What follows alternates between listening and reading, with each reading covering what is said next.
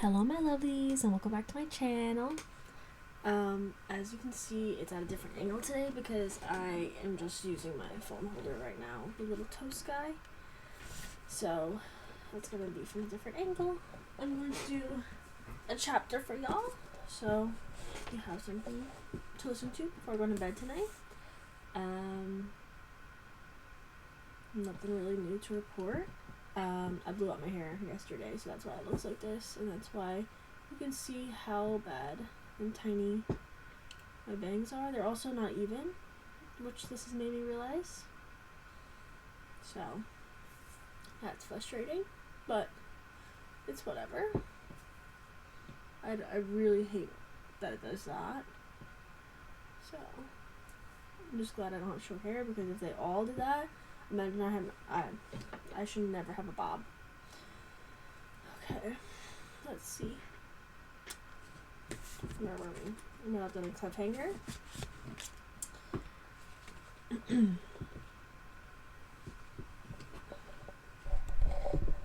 I do that, am I blocking me? No? Okay. I hope you can still hear me. So we'll read a chapter, and then maybe I'll do a little update, some information. I haven't started the Never Lie, if I'm being honest. So that video is not coming anytime soon, unfortunately. It will, I promise. It's just I had no time. I didn't even clean my room this weekend like I was going to. As Kyla said, I didn't get my life together this weekend, so I'm not even close to getting my life together enough to do that video. But it's fine, because we're going to keep going with the chapters, and this will hold you over until I do that. Because the thing is I gotta read and take notes while I read it, so it's not like I can just read it. Maybe if I get on, let's see if I can get on my Kindle, because that may make things process a little quicker, because then I don't have to bring the book with me to work and stuff. Okay, anyways, let's start. We're on chapter 6.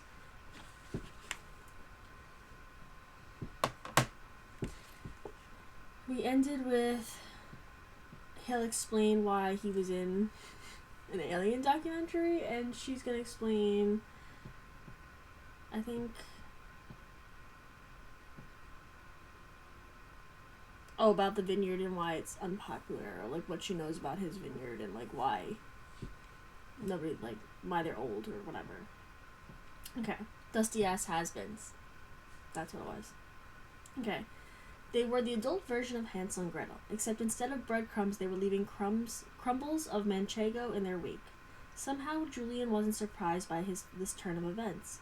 Of course, he'd stumbled upon this captivating lunatic woman who inspired him to make prank calls stealing cheese from a local establishment. What else would she be doing?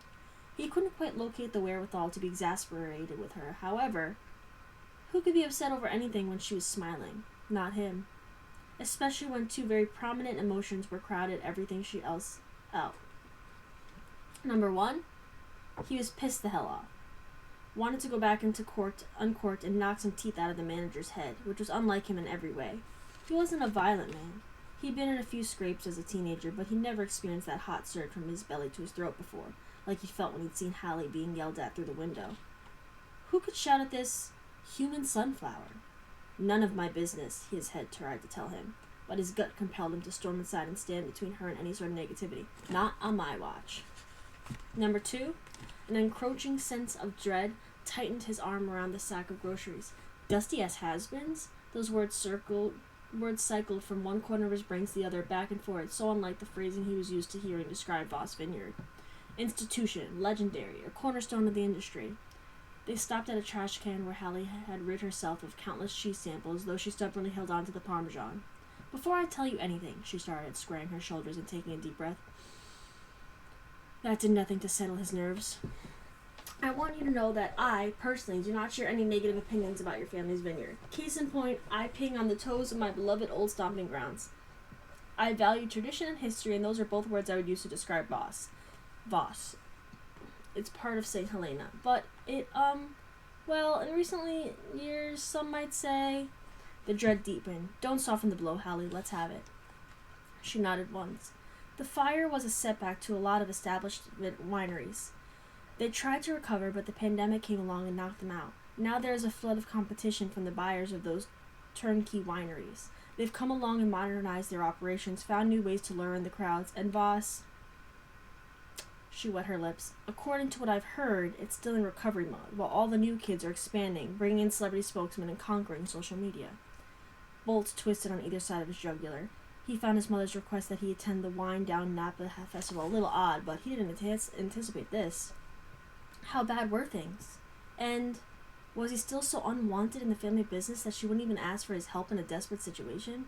Yes, his father had made it very clear he didn't want Julian's influence on the vineyard. But his mother?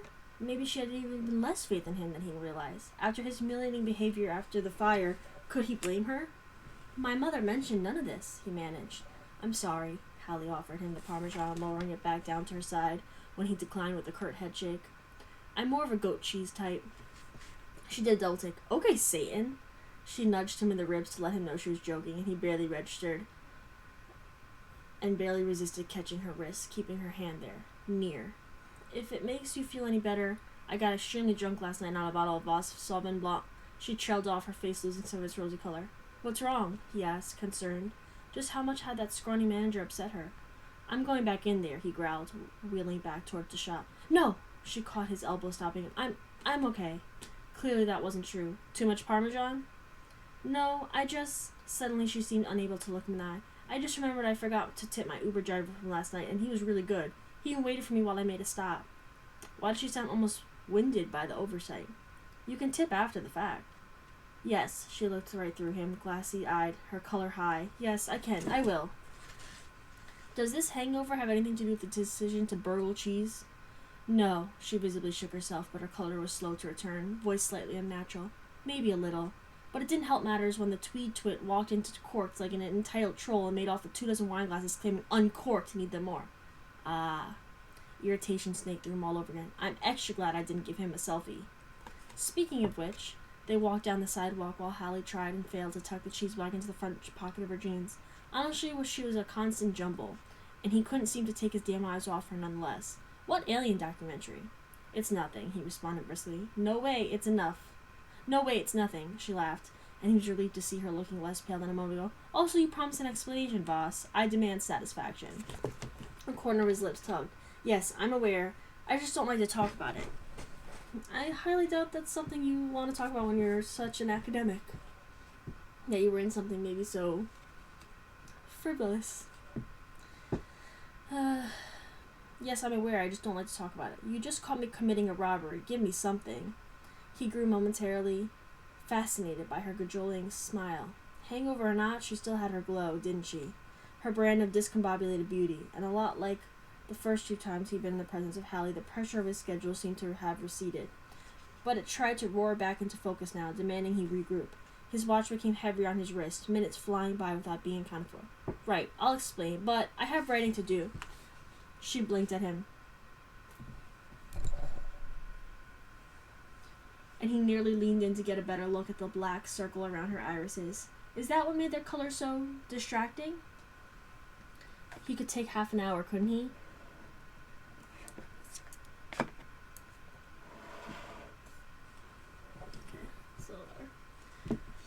Might as well face facts. Hallie was a stick of dynamite to his peace of mind, and he couldn't seem to adhere to his plans when she was around, especially when she tilted her head one way and squinted smiled up at him, the sun basking in that crease in the middle of her bottom lip, and the fact that he was noticing these details in lieu of the ticking clock meant something was seriously wrong with him. Why are you looking at me like that? He asked. I was just thinking the morning could have turned out a lot different, she said. If you hadn't intervened, that is. Thank you. That was pretty heroic. What was the odd feeling in his middle? Heroic he was not. Yet he couldn't help but covet Hallie thinking of him that way. To have this woman smile at him was some sort of celestial reward he didn't know he'd been missing. When was he going to get enough of it? Soon, hopefully. This couldn't very well be sustained. No one should ever yell at you. She blinked. Was she breathing faster now?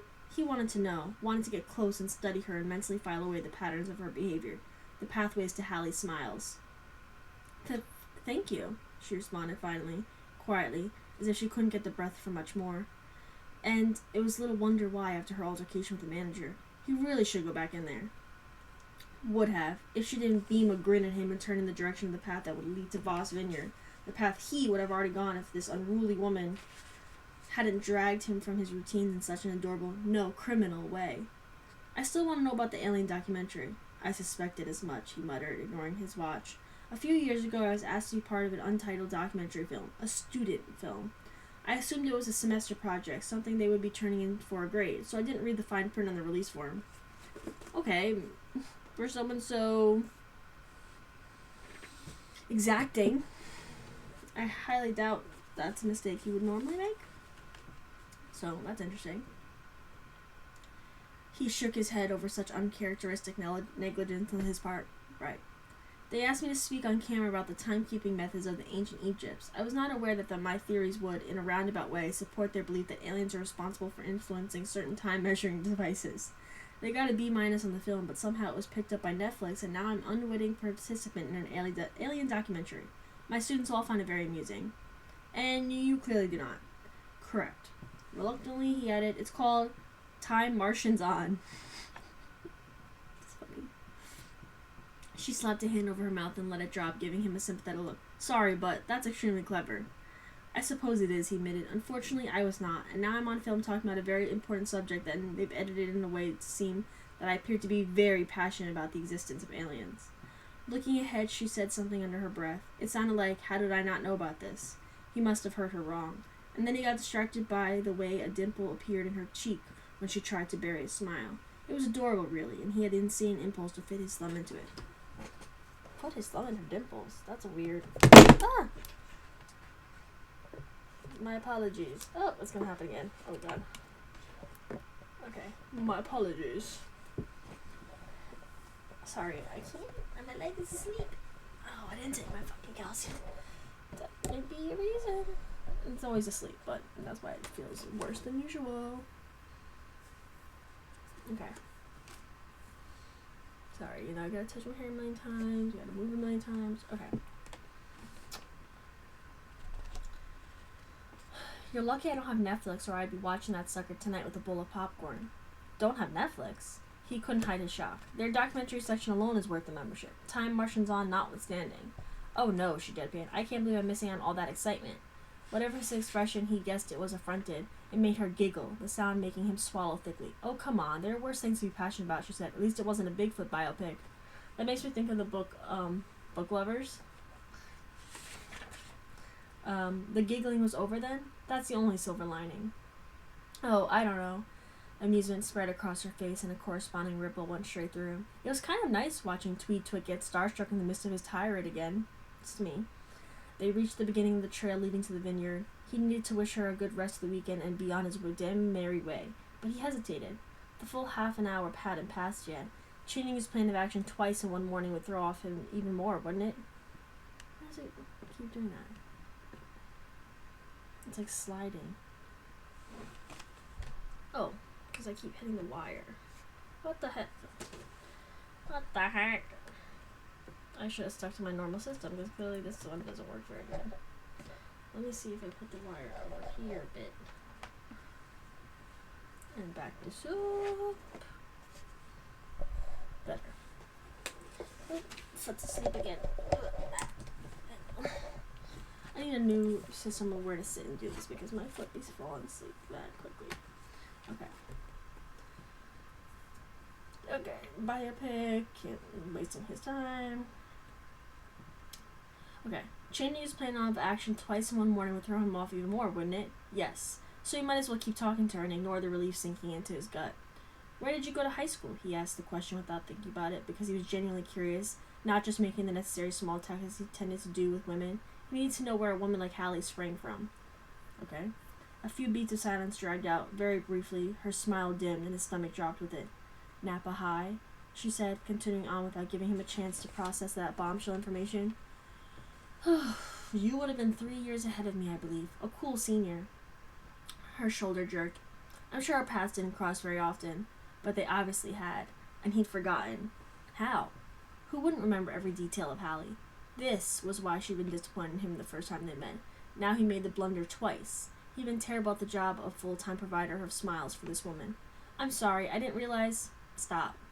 Cheeks red, she waved off the apology. It's fine.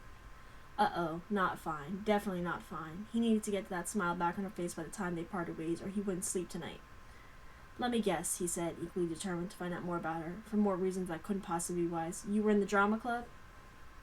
Yes, but only for a week. Then I tried playing the trombone in the marching band for a month. Then I got a pair of non-prescription horn-rimmed glasses and joined the newspaper, and that was only sophomore year. She looked into the distance at the rows of grapes on his family's property, the sun bathing the earth in gold, bathing her in gold. Her cheeks, her nose, the wild ringlets buried among the bigger curls in her head. By junior year, my grandmother had gotten a hold of me, helped me settle down. I can't imagine you ever settling down, Hallie. Her eyes shot to his, probably because of the way he said her name, like they were in bed together, tangled up in damp sheets. Damp sheets. Either he's a sweater or he's got a lot of juices leaking, but y'all should clean them. He could visualize them there so easily.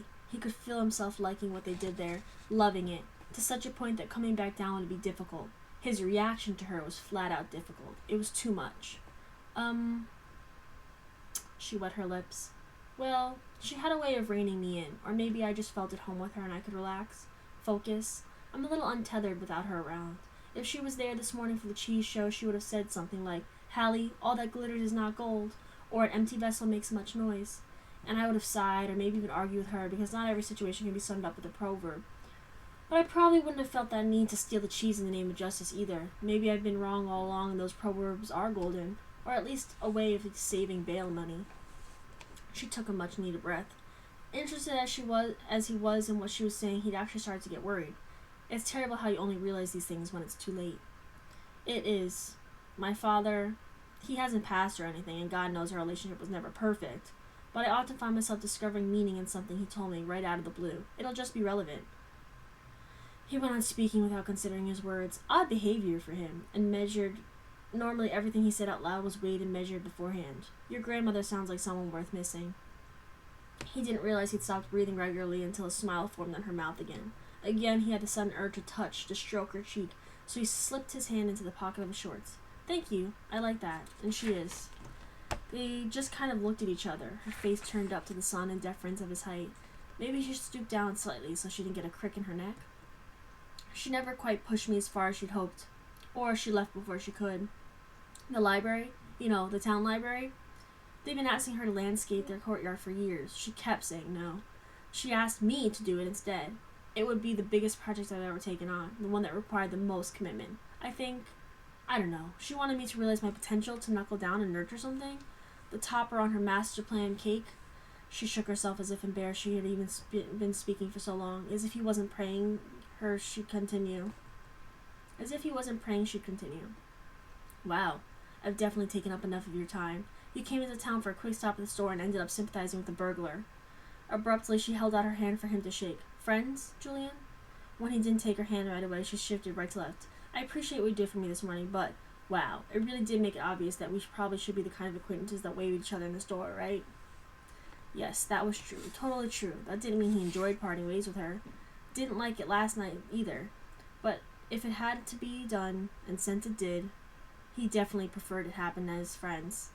Unfortunately, she was a friend he suspected he'd be thinking about to the point of distraction for a long time. Right. Finally, he took her hand. Would it make you smile if I gave you my Netflix login? He was actually saying this out loud, so you could watch Time Martians on with popcorn. The slow grin that spread across her face made the entire world feel brighter. I think that would elevate you from friend to hero twice in one day.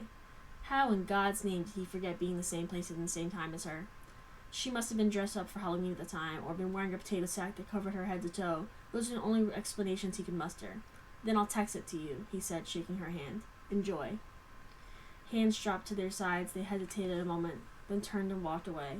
And Julian continued down the path, not glancing at his watch even once. He was too busy, A, texting Hallie his login and password, double and triple checking his punctuation, and briefly considering a flower emoji because it reminded him of her, and B, replaying the last hour of his life and trying to figure out how the whole Hallie business had been so completely peculiar and offbeat, while also dangerously exhilarating.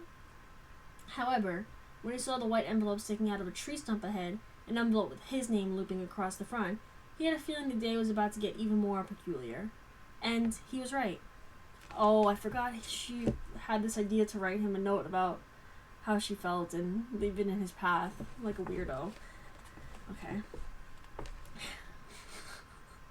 Like, she wasn't just talking to him saying that they should only be friends. Oh, Jesus, Hallie cried into the phone. Oh, Jesus, you're not gonna believe this. Quiet down. Someone has stabbed me through the fucking eye with a high heel, Lavinia screeched back, clearly neck deep in her own hangover. What has you in a state? Lavinia, I want to die. Oh, she did it drunk. That makes a lot more sense. Me too, currently. Her friend's voice was now muffled by a pillow. I'm suspecting for a different reason. State your business or I'm hanging up. Oh my god. I wrote the letter. Hallie's scream whispered into the phone just as she reached her truck. She threw herself inside and slammed the door, her pulse frantic, stomach roiling. I wrote Julian a secret admirer letter last night after dinner and I left it for him to find. I wrote it in the back of an Uber. I'm pretty sure I even asked the driver for advice and he said don't do it. Don't do it, crazy passenger. But I did. I left it for him on the jogging path and unless it blew away, he's in the process of finding it right now. Ah, that's what she remembered. That makes sense. Can't believe you did that. You swore you wouldn't. I can't be expected to make promises under the influence of pasta and wine. You're right. I shouldn't have trusted your word. A couch groaned in the background. Lavinia's voice was clearer than when she spoke again. There's no way to do damage control. No, I mean, I didn't sign my name, obviously. I think, anyway. That would seriously defeat the purpose of a secret admirer letter.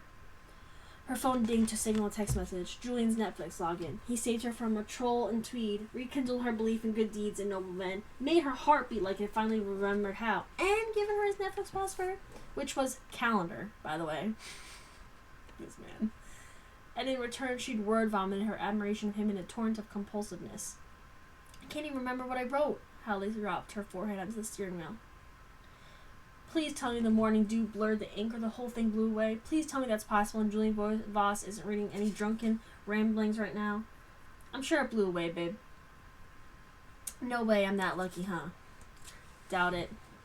There was a muffled voice in the background. Gotta go. Jerome needs help with the rush. Keep me posted, Shakespeare. Hallie took a deep breath and let the disconnected phone drop to her lap, staring into a void. What was she gonna do? Nothing. That's what. Sit tight and hope that if the letter didn't get caught in the wind, nothing she said in those paragraphs could identify her. For all she remembered, she might have actually labeled the envelope with her home address. God. Okay, tomorrow she was scheduled to be back at the Voss guest house to do some planting. She'd just have to remain in the dark until then. And then she'd either be granted a reprieve, or her feelings for Julian would no longer be her innocent little secret. That's the end of chapter 6. Let's see, how long is chapter 7? Do we want to get into it? Get into it. I feel like these chapters are kind of long. We'll do chapter 7. If y'all up to it, yeah, you gonna get a choice. Sillies. Okay. Chapter 7. Julian stared down at the letter, his eyebrows dangerously close to being swallowed up by his hairline. This is the letter. Dear Julian Voss, oh my god, I can't believe I'm really doing this. You get one shot at life though, right? Have to pull that trigger. Okay, seriously though, I think you're wonderful, really truly wonderful. I've been dying to get that off my chest for a really long time, but I didn't have the guts. You've always been so quietly kind, never lording your name over anyone or acting superior. You know what I mean. Just a real down-to-earth fellow with brains to burn and a big secret heart. I wish I told you all this a million years ago, because when you feel something, you should just say it, you know? I don't want you to think I'm creepy. Of course you're going to think I'm creepy. I mean, look at what I'm doing. But way back when, in days of... It's, like, written in, like, a weird font, so it's hard to... In days of yore. But not, like... It's Y-O-R-E. I witnessed your character when you didn't think anyone was watching, and it really inspired how I've treated other people throughout my life. Mostly. I'm not perfect. Sometimes I hang up on telemarketers, but I hope you're happy and healthy and headed for the kind of happy future you deserve. I used the word happy twice there. Sorry, but you get what I'm putting down. Remember, I showed this when she's drunk. Okay, this was great. Let's do it again sometime. Maybe you'll write back. You're never too old for a pen pal. I'm sure that's a generally held belief and subject. Secretly yours. Julian lifted his head. What the fuck?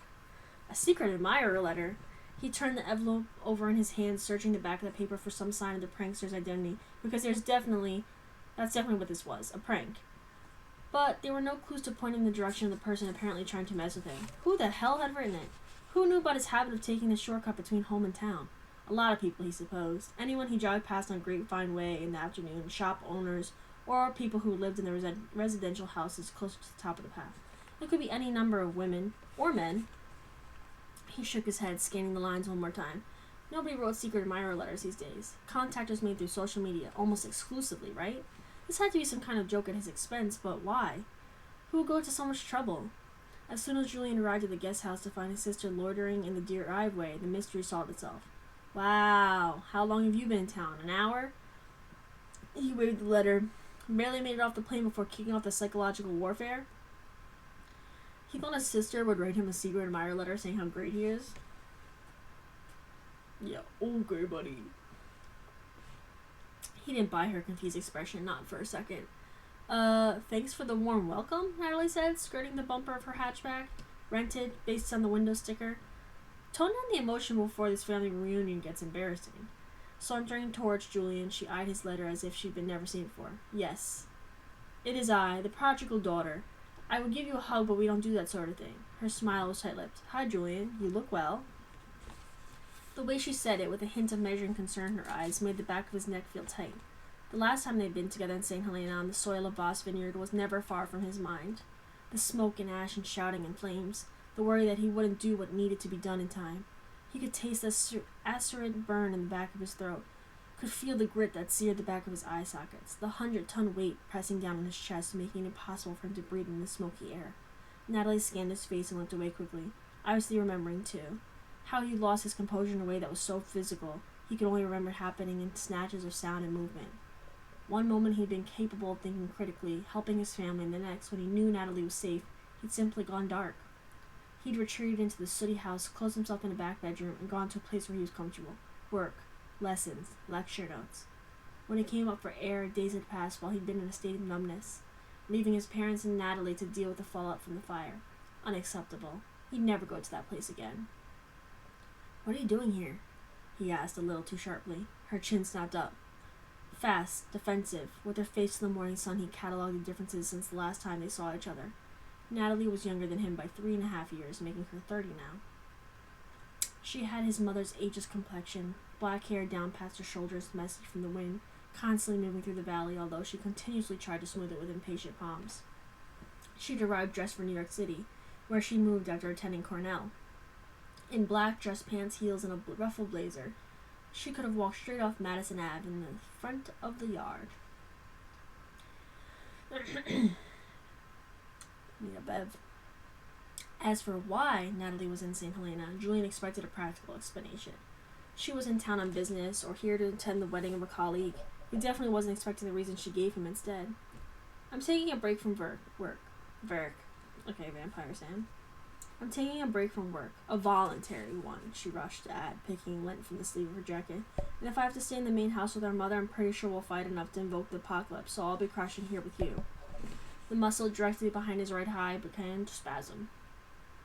Natalie, I'm writing a book. I came here for peace and quiet. Really?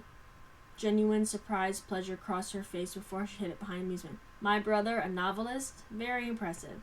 She studied him for a moment, visibly evaluating the information. Who says I'm going to mess with your process? She pressed her lips into a line, seemingly to suppress a laugh. You call it your process, don't you? That's what it's called. He folded up the prank letter, already planning on tossing it into the trash can as soon as he walked inside. And it's your track record that says don't mess with it.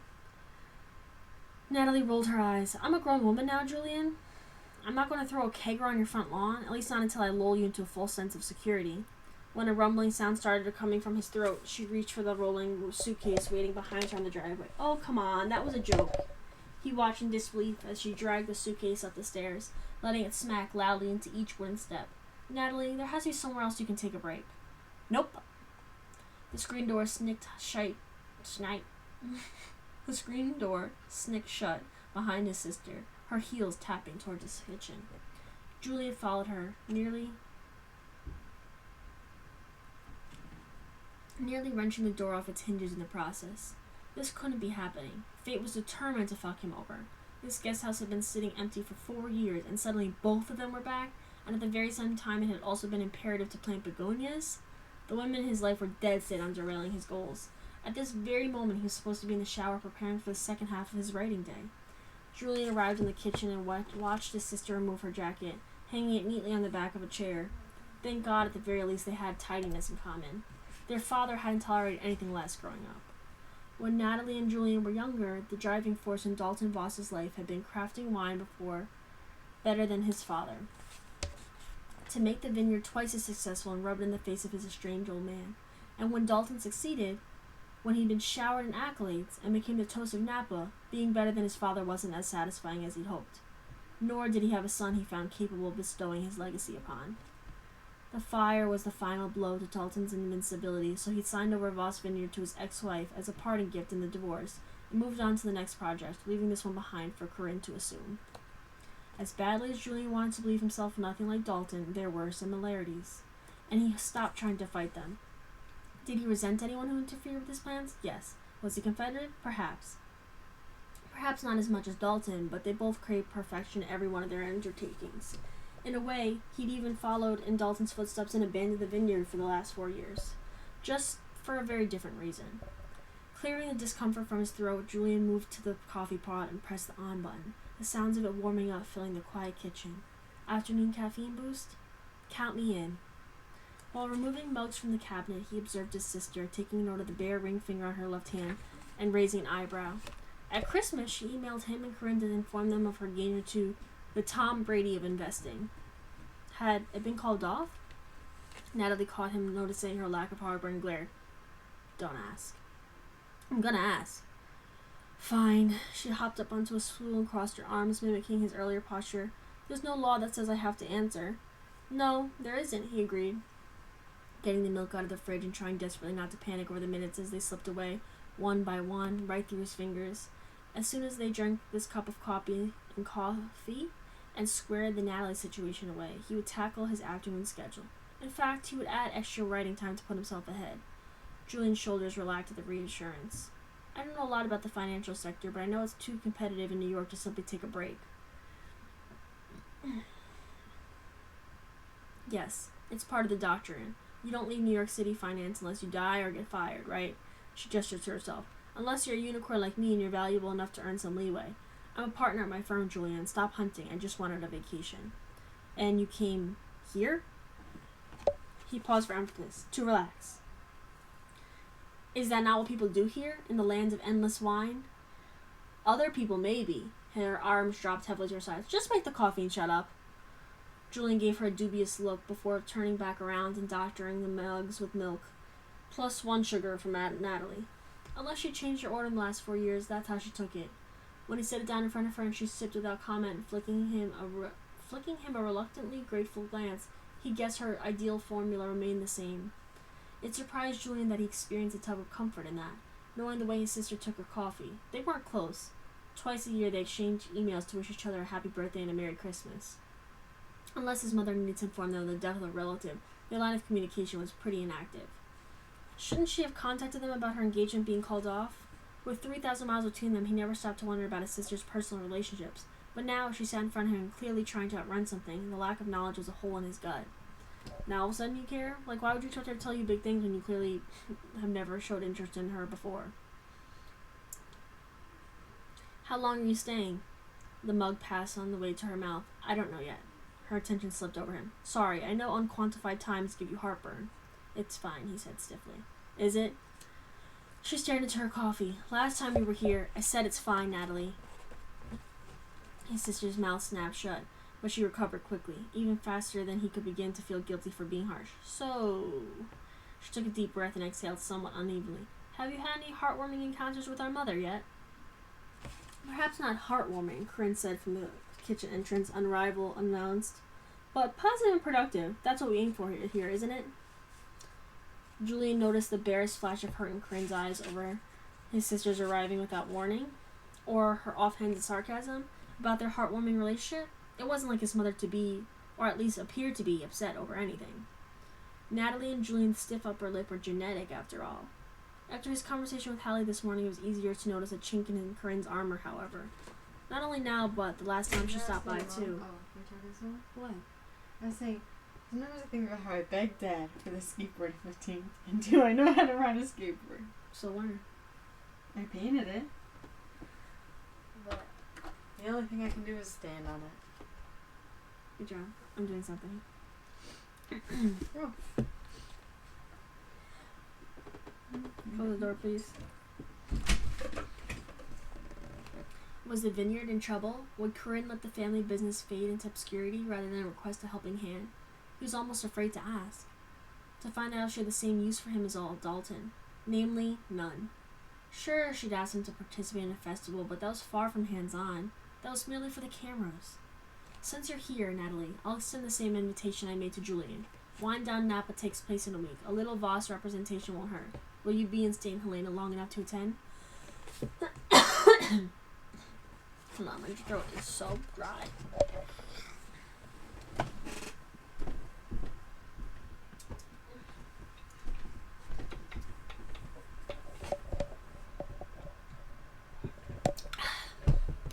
Oh no. Don't mind my stain.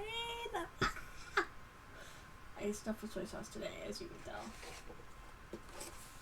Still not really eating, but that's besides the point. Okay. No movement from Natalie, save a thick swallow. Probably? Corinne processed that information with a tight nod. Lovely. I'll make sure you are issued a badge. She folded her hands at her waist. Please try and remember the wine at these events is mainly for the paying attendees, Natalie. There it is, Natalie laughed, sliding off her steel and batting at the wrinkles in her pants. It only took you 45 seconds to put me in my place. Julian's sister split a venomous look between him and his mother. I'm 30 now. Can we all get past the fact that I rebelled a little bit as a teenager? A little bit? With a bemused expression, Corinne tucked some hair into the bun at the nape of her neck. A little rebelling doesn't land you in rehab at 17. Ooh. Damn. That was a low hit. Color infused Natalie's cheeks. Yes, well, I landed on my feet at Cornell, didn't I? Now without some strategic maneuvering. Natalie's head of steam was diminishing quickly. I made partner last fall. Corinne eyed the suitcase. And how's that going? That's enough, Julian said firmly, his coffee mug hitting the island. Natalie shouldn't have to explain her presence in her own home. I'm sorry I made her do that. It ends now. Natalie's head swiveled toward him. But he didn't meet her eyes. For some reason, he didn't want to see her surprised that he defended her. Once upon a time, it would have been a given. They might not be confidants or the closest of siblings, but he'd offered quiet support for his sister. At school, at home. Hadn't he? If you have to ask yourself that, you're not. If she didn't feel comfortable telling you stuff, you're not. When had he let that part of their relationship fall by the wayside? His sister was obviously going through something serious, and he found it impossible to turn a blind eye to that now, as he'd been doing more and more since they each left St. Helena. Hadn't he been so wrapped up in his world that he missed the warning signs with his colleague Gareth? One day they were discussing quantum theory in the hall, and the next Garth, was locked in his office and refusing to communicate with anyone outside. It didn't appear that Natalie was on the verge of a breakdown, but he should pay attention. Be more present, more empathetic. I witnessed your character when you didn't think anyone was looking. And it really inspired how I treat other people throughout my life. That's a quote from the letter that he's thinking about. Unexpectedly, that line from the secret... Oh, I didn't have to explain it. From the secret letter popped into his head and he mentally scoffed it away. The whole thing was a prank, and he wouldn't think about it a second more. It wasn't the letter that inspired him to step up for Natalie. Was it Hallie, and the way she staunchly defended the owner of court, by fair means or foul? Thinking of the gardener, he immediately caught a whiff of her soil and sunshine scent. If my scent to people was soil, great, sunshine, fine. Soil? You're saying I smell like dirt. Talk about the biggest insult. Cuppy, look at the orange in the cuppy. It's hard to see, but it's like iridescent. Anyways. Okay, he says she smells like shit. Had it been lingering in the kitchen since Friday night, or is that his imagination? And she smells so strongly that it's lingering throughout his house? Okay.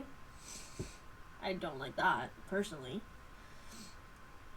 What had that impulsive, curly-haired bundle of energy done to him? What did that darn dog girl do? Okay. Why couldn't he stop thinking about her? I honestly don't know the answer to that question. Really. Truly. Julian ordered himself back to the present, where his mother and sister were eyeballing each other across the kitchen. Yes, the Voss family had their share of issues, and it was far from the exception. Was there anything else either of you needed? Julian asked, tight-lipped. I need to shower and get to work. He glanced at his watch and felt his pulse accelerate. I'm already 40 minutes behind schedule. Natalie staggered dramatically, gripping the handle of her suitcase. The keeper of time hath spoken. To be idle is to smite his holy mind. I cannot speak today. I apologize. Hopefully you understand what's going on, because apparently I don't. Okay. Julian gave her a dead-eyed stare. His sister smiled back, which was odd and unexpected. All because he intervened with their mother? Imagine what being kind to somebody for 5 seconds could mean for your relationship and how they treat you bad. Imagine that. Not making somebody feel like shit. Crazy. Corinne cleared her throat. I only came down to let Julian know the gardener will be back tomorrow. The dueling spikes of relief and alarm in his chest were disturbing, to say the least. She's coming back here then. Yes, I spoke with her on my walk over. Oblivious to his imminent coronary, Corinne gestured to the side of the house facing the vineyard. I like what she did with the begonias. The guest house is visible in the vineyard walking tour, you know. I should have made more of an effort to give it some exterior charm before now. Is there no one else you can hire to plant some flowers? Even as Julian posed the question, he wanted to take it back, badly. Didn't they agree to be friends despite the sour taste the word put in his mouth? Someone else digging in the front yard would just be wrong, very wrong. But the thought of Hallie coming back and taking a weed whacker to his itinerary unnerved him a great deal. Unnerved and excited him. Made tomorrow seem far away. In other words, nothing made sense anymore. There's only one other gardener in St. Helena. Owen something, I believe? Corinne checked the screen of her phone. But I've already hired the girl. So Owen was also a gardener? Someone with her exact interest? Were they really friends? Or friends with benefits? Or had Hallie simply referred to Owen as her friend to be professional when the man was actually her boyfriend? Jesus Christ. A few brief meetings and she'd already put him in a tailspin. Fine, I'll deal with her, he growled, a surprising wave of jealousy curdling the coffee in his stomach. Is there anything else? Would you perhaps like to send the high school marching band over to practice outside my window? That's all, Corinne said simply. Then to Natalie, welcome home. Natalie inspected her nails. Thank you. She wheeled her suitcase out of the room toward the guest room on the opposite side of the kitchen from Julian's. See you two around. Goodbye, Corinne said breezily on her way out of the house, leaving Julian standing alone at the counter with the ruined schedule and another visit from the ultimate distraction on the horizon. Why couldn't he wait? Fuck. That is the end of chapter 7. We are slowly but surely getting through this book. I would say I have time and I should do another one, but probably wouldn't even be able to understand me at this point because my throat is closing up. It's dry. It's a dry girl. Speaking about dry. Just kidding. I was talking about my face, you dirty birds. Just kidding. You probably didn't even know where I was going with that. You guys want to see all the glasses I got? For those that don't see me every day and haven't got to see them yet. Okay. I'm missing one of them, so I don't know where there it is. Oh, I think it's in here. Hold on. Okay. We'll start with the ones I wore the other day. Put my sunglasses back. Okay, so these are ones that I got a while back. I think this one I've been in videos. They're from Warby Parker. And these are sunglasses I got from Warby Parker a while ago. These are all prescriptions, so I can drive and when the sun is beaming down on me. Plus, I also just need prescription sunglasses badly. Those I bring every day with me in my purse. And then here are my normal regular ones that I got. My bangs are really pissing me off. Just getting the makeup off. Then I have these ones, which on the website they were really dark, and there's like a patch of pink here that I feel like I'm not up in love with, but I love the shape and the design. You can't really see great because of the glare, but if I turn this light off, is it better? So that's that one. I'm just gonna put that back. Then I have these that I was told make me look younger and like I'm Harry Potter.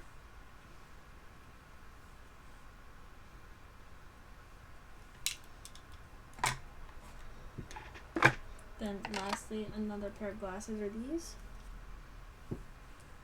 They give nerd alert. And then I have one more pair of prescription glasses I got. Now, these 4 are from I Buy Direct. So when you get your prescription, you can get ones online for cheaper than you would at the eyeglass store. Is that what it's called? These ones are called Hollywood. Don't talk to me, I'm famous. I wanna be famous.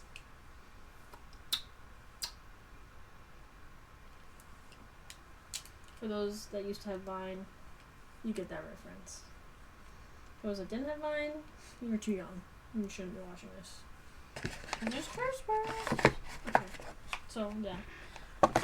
Just thought you'd like to see those. Anyways.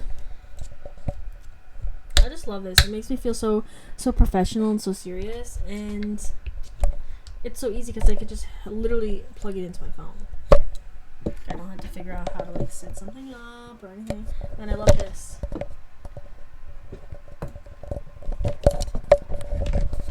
Hello, testing.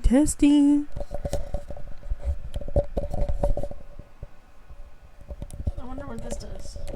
Does it make it go lower? Lower. Off. High. I don't know. Anyways.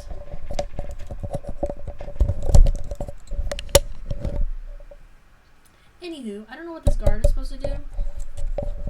So, I don't know if it helps or makes things worse, or it just does nothing. It's just look-wise. There we go. But, I said I would do a quick update. I don't really have anything going on. Yesterday I went out. Yesterday I went out with my friend Kyla from work. We went to this place, Low Key, Garden Lounge, I think it's called, in Queens and Forest Hills. We took the train there. The train on the way back was freaking insane. It was crazy. And there was also not that many trains, so we had to like rush. And it's like, why is there no trains on a Saturday? That's crazy.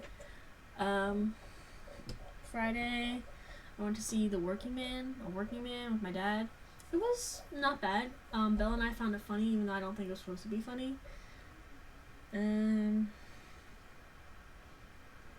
Just been working. I'm working more hours now because I have more clients. Because people have been asking to see me because I'm trying to specialize in LGBTQ and gender affirming, non-binary, that kind of population. So, and there's not a lot of people that are doing that, especially now. So they keep asking me, and then I had some clients that were in crisis and asked to move from every other week to weekly. So that's been a lot. And I also might start going to the gym. Dana asked me, and I'm like, no, please, no, I can't do the gym. But then I'm like, I probably should. Let me preface, do I want to? No. Should I? Yes. And then I think it'll be more likely to, and I'll enjoy it more if I do it with a friend, and then I get to see Dana more. And I feel like we live down the block and we never see each other, which is kind of insane. So that might be on the horizon. And then if I do that, I gotta buy workout clothes because I don't really have any, and I can't be showing I'm looking like a bum. So there's that. And then realistically, will I go? Maybe. If she shows up at my house and like we're going, then yeah. But if I have to like actively choose to go, probably not. But we'll see. It's on the horizon possibly. So the girl might be fit. Maybe, I don't know. My skin is as bad as ever. I know you can't see, but it's not great. I did get my, you can't see it, but there's still like a little irritation, but I did get it to go down. So instead of drowning it in tea tree oil like I've been doing, I've been cleaning it with the saline solution more than once a day, even though they say you should only do it once if that. And if you forget, it's better to do less than more. They lied, because that's the only thing that's been making it go down. And then I only put the tea tree oil on once a day, and that's been helping. It took me a long time to blow out this hair yesterday, and it annoys me that I'm gonna have to wash it and get it back to my normal. But at least I don't have to deal with the fucking, like, the bangs. What the hell? If I had a bowl cut, imagine, I would look crazy. Also, the fact that they're uneven.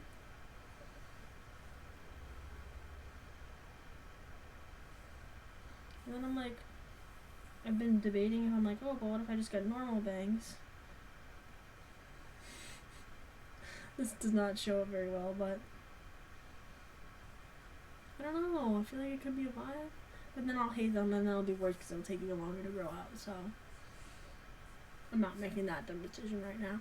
Also, my hair is weird. It's doing this thing where it's like brown and it's got spots of red. I haven't dyed it. I haven't touched it, so I don't really know why it's like clumpy. But what else is going on? My legs have been more numb than normal, besides from today, and I feel like they'll just be randomly like dead asleep and like pins and needles type numbness and tingling to the point where it's like more so than often, and I can't get anybody to give me an answer or help me or do anything with it. I just keep getting referred out and being told that it's my calcium or it's another doctor's problem, and it's like, okay, but can we, the calcium thing, I take it. What more is there to do? So there's that. I'm tired of having to take so many medication to be alive. I started taking every morning 0 sugar, good, hair, skin, and nail gummies. I got them for free from an influencer, so I was like, might as well try it out and see if I like it, see if they do anything before I get them again and actually spend money on them. But they're gummies, which seems better, but I feel like it's less to take. I mean, like it less absorbs.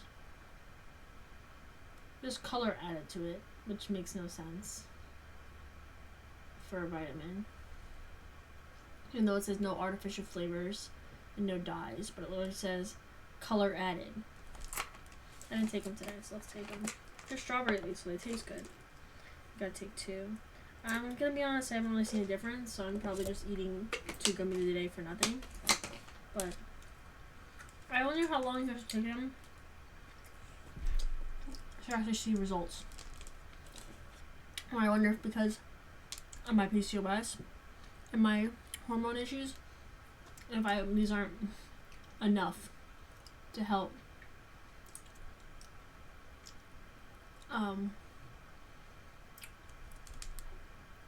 if it's just too much sodium in this.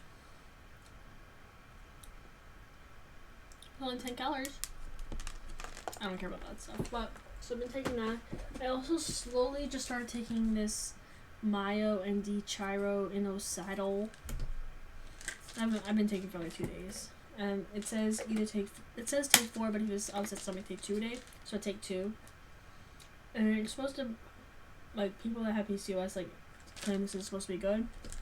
Again, haven't really seen a difference. I'm vegetarian, but yeah. So I'm gonna take those 2 also, because you have to take it after you eat something, and I ate like 2 hours ago. So, but yeah. So I'm trying to be more. Take care of myself. I mean, we all know these doctors ain't gonna help me.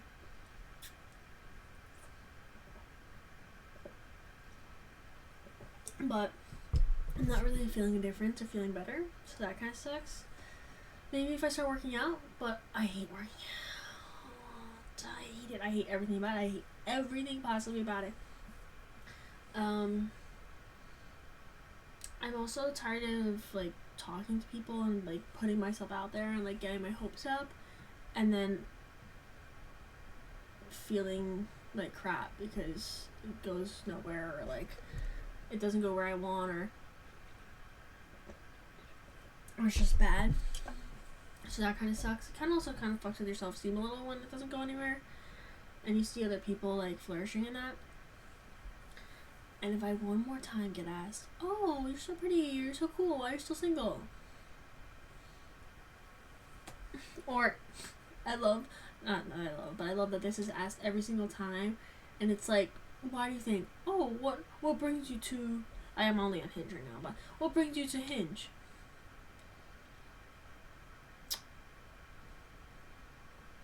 I'm trying to find a murderer. Like, what do you think I'm on here for? Like, what kind of question is that? Like, and then I'm supposed to find you attractive and want to talk to you after you say dumb shit like that? Like, jeez. But anyways, yeah. I had to put press-ons on because I was picking and biting my nails to the nubs because I just been so stressed. I don't know what I want to stress about lately. I'm just stressed. In a perpetual state of stress. But yeah, nothing exciting. White Lotus is on tonight. That should be a crazy episode. If you all saw the last episode, I mean, we all saw it coming. The way it went about it, crazy. I love it. It's definitely more. I feel like this season was more interesting than second season. I liked the first season. The second season, I was like, not bad, but it wasn't my favorite season. I'm also rewatching like episodes here and there of Charmed. I just freaking love Charmed. I'm reading. Nothing so far that's like been crazy good, but they haven't been bad lately. Where I've been needing up on like they were a few weeks ago. I have some books I have to read. I have to read Never Lie. I have some other books that I got that I want to read, but I bought them, so they're paperbacks. It's just easier to read on my Kindle because I got the whole setup. Anyways, I'll probably this week do another chapter video, and then maybe if something happens, an update, or if I think of another idea, or if I somehow get the Never Lie, maybe next weekend, but I don't think that's gonna happen if we're being realistic. But yeah, don't want to stay. Okay, that's it. I'm trying to think. Yep, that's it. So that was chapter 6 and 7. Yeah, I think so. Let me double check. I don't love that we're ending on an odd. I don't love it. So next time I might either have to do 1 or 3. It's just bad to end on odd numbers. So yeah. So I will see you soon. And until next time, bye my lovelies. Love you.